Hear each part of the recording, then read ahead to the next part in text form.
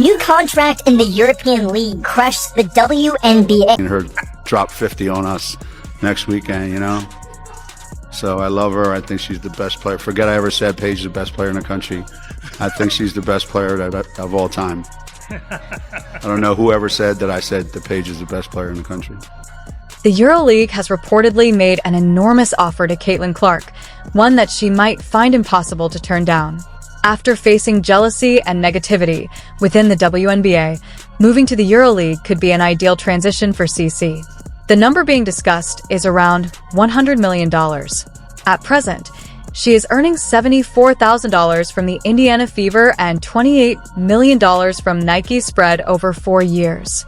If Caitlin chooses to accept this deal, she could become the highest paid player in women's basketball. Look at what the NBA became.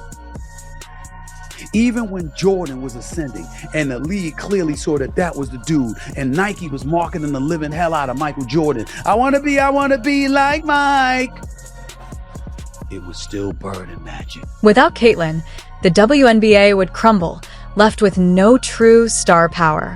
Sponsorships would collapse or be pulled from long-term agreements, and players would go from demanding private jet travel all season to flying on Spirit Airlines instead.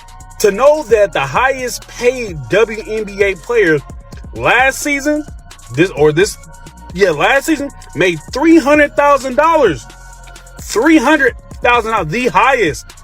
But not only to make more than that, you're going to make the most money that any woman has ever made in the WNBA. Caitlin previously rejected a $5 million offer, making it clear that her decisions aren't driven by money.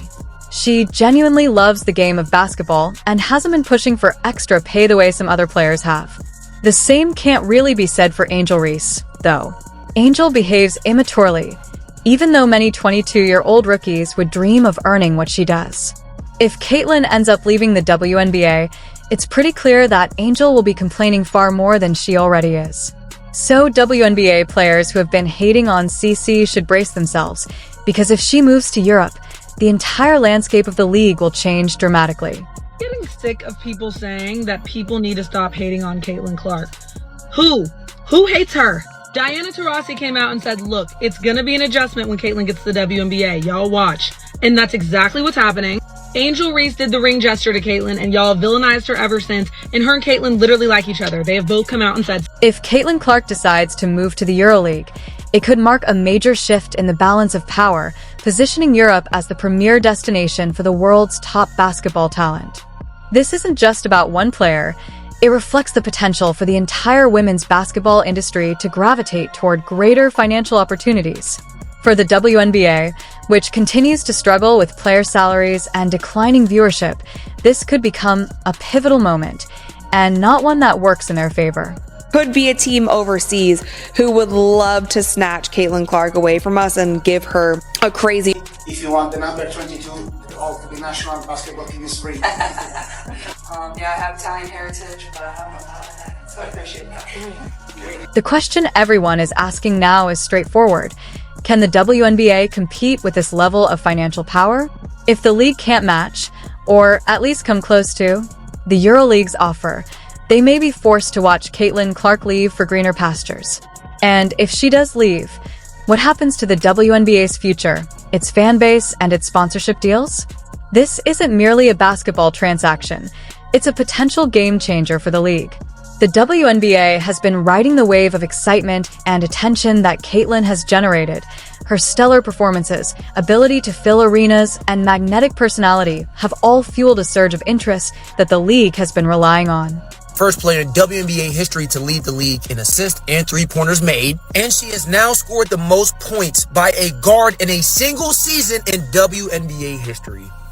As a rookie, also the first person in history to lead the league in assists and being top 10 in points. I don't think y'all understand how difficult that is. However, the moment the possibility of Caitlin Clark moving to Europe became real, the mood within the WNBA shifted from optimism to sheer panic. This isn't just any player. We're talking about Caitlin Clark, the athlete who has single-handedly revitalized the league's fan base. Her presence on the court has been a major draw, boosting television ratings and generating massive social media buzz. Losing her would leave a huge void that the league may struggle to fill. The WNBA, already battling challenges with mainstream viewership and media attention, would be forced to scramble for a new star. And the reality is, there's no one quite like Caitlin Clark. She's a rare blend of elite skill, charisma, and marketability, appealing not only to hardcore basketball fans but also to casual viewers. Her departure to the EuroLeague would be a devastating blow, potentially setting the WNBA back years in terms of growth and progress. Yo, I'm living beyond my means. It's like, no, my rent is more than that. It's 8,000.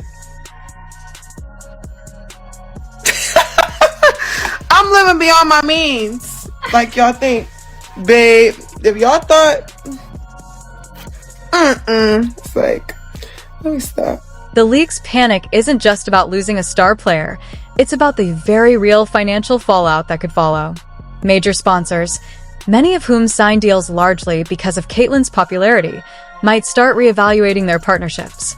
Media networks, which have increased coverage of women's basketball thanks to the viewership Caitlin drives, could pull back. And without her, will fans still fill arenas, buy merchandise, or tune into games? The ripple effect of Caitlin Clark leaving the WNBA could be catastrophic for the league. People are talking about women's basketball, but you never would think that we'd be talking about women's basketball. I'll look back in 20 years and be like, yeah, the reason why we watching women's basketball is not just because of one person, it's because of me too, and I want y'all to realize. A subtle yet unmistakable undercurrent of jealousy has been growing among WNBA players. It's easy to understand why.